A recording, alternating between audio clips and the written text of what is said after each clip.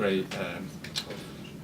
Sportsmanship. Yeah, sportsmanship coming in the changing rooms afterwards and that, and took it. And like I say, he's ranked in the 2 of the top 10 governing bodies. He'll come back again, and like I say, fair play to him and Callum for putting it both on the line tonight. And it was a great fight for the city and for the sport. And with the new year of Quigg, Frampton, and big shows in London, British boxing is absolutely booming. Absolutely booming.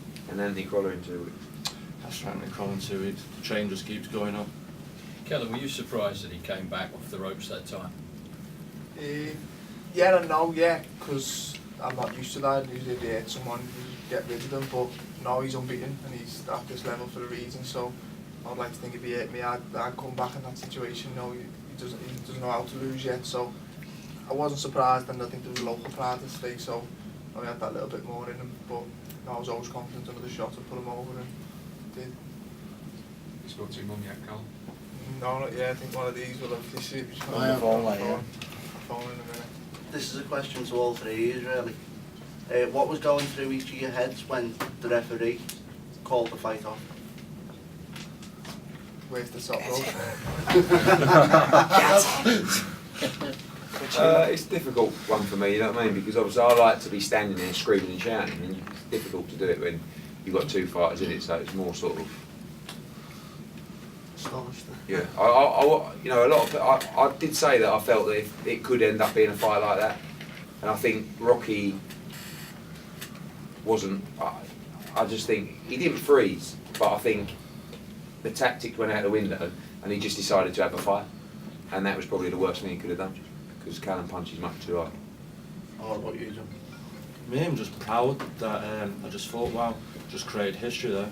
For Smith brothers created history. I was just like, wow, that's a piece of history, and to be part of it, and to be part of the Smith family is just unbelievable. I'm so proud as a coach that I train all 4 of them, and that's what I thought at the time. I thought, wow, just created history there. Joe, you speak of that pride. What would you like to work with each of them? Pain in the ass. Depends which ones. I'll start going through them. Nah, listen, it's a fantastic season up to now. Stephen Smith won his world title eliminator in September, fantastic fashion. Liam Smith became world champion in October.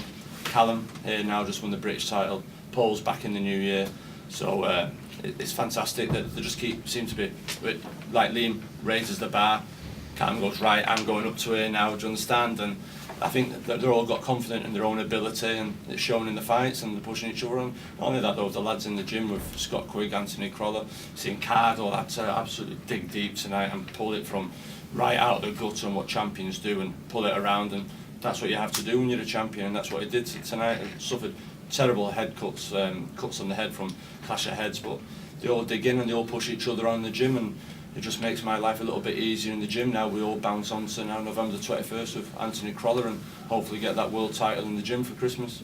Now, he's praised you lot enough. What have you got to say about Joe?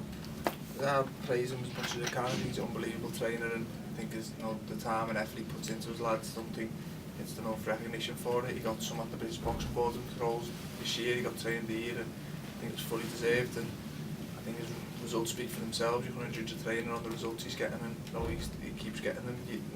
Fight after fight, and just saying, Oliver said he wasn't a world-class trainer, and I think. Keep going. Oliver said he wasn't. Keep going. The results speak for himself, and I think everyone knew that was a bad comment. To be fair, you can't deny he's a good trainer.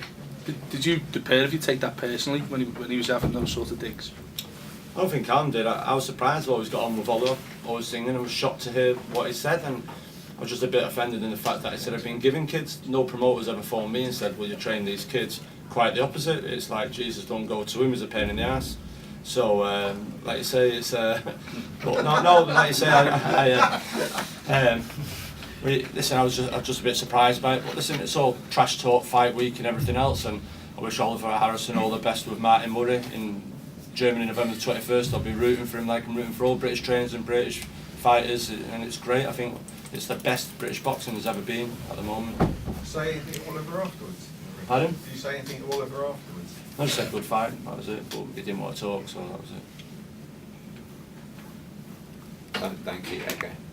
Just forget about that. Alright guys, thank you very much for attending as always.